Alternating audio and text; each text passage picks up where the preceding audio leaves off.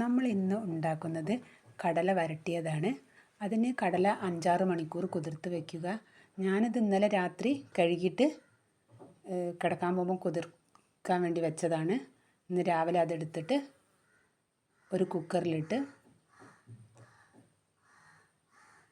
പിന്നീട് കുറച്ച് വെള്ളം ഒഴിച്ച് അതിലേക്ക് ഉപ്പുമിട്ട് സ്റ്റൗവിൽ 3-4 വിസിൽ വരുത്തിച്ചു. കടലക്കനുസരിച്ച് ഓരോ വേവിനനുസരിച്ച് വിസിൽ വരുത്തിക്കാം നമുക്ക്. പിന്നീട് ഞാനൊരു പാന് അടുപ്പിൽ വെച്ച്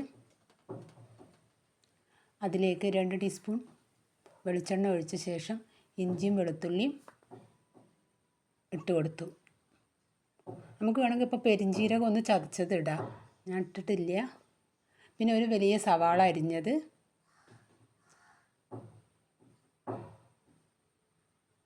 2 പച്ചമുളക്, ലേശം ഉള്ളിക്കനുസരിച്ച് ഉപ്പ് എന്നിവ ഇട്ട് നന്നായി വഴറ്റി.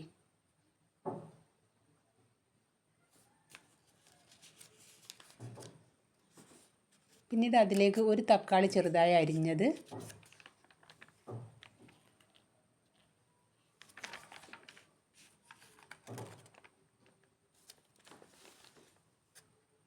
കുറച്ച് കറിവേപ്പില,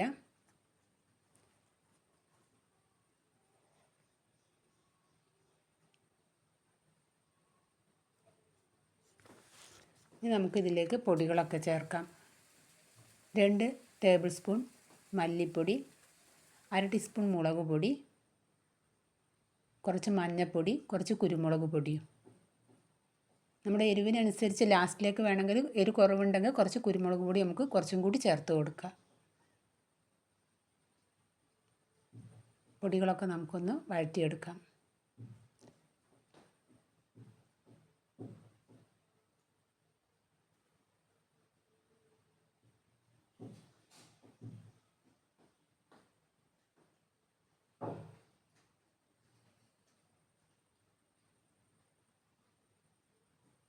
ഒക്കെ നന്നായി വഴഞ്ഞതിന് ശേഷം നമുക്ക് വേവിച്ച് വെച്ച കടല ഇതിലേക്ക് ഒഴിക്കാം.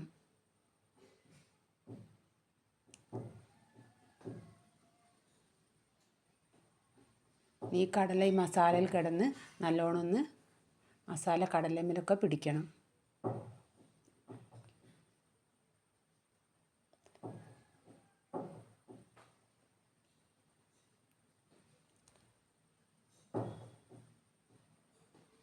അപ്പോൾ നമുക്ക് ഉപ്പ് കുറവുണ്ടെങ്കിൽ ഉപ്പ് ചേർത്ത് കൊടുക്കുക.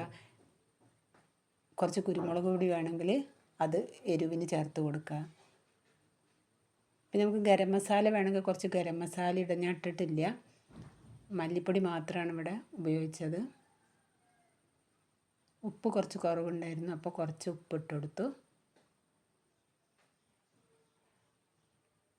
വെള്ളമൊക്കെ നല്ലോണം വറ്റി അത് വരണ്ട് വന്നിക്കുന്നു. ഇനി നമുക്കത് വേറൊരു പാത്രത്തിലോട്ട് മാറ്റാം.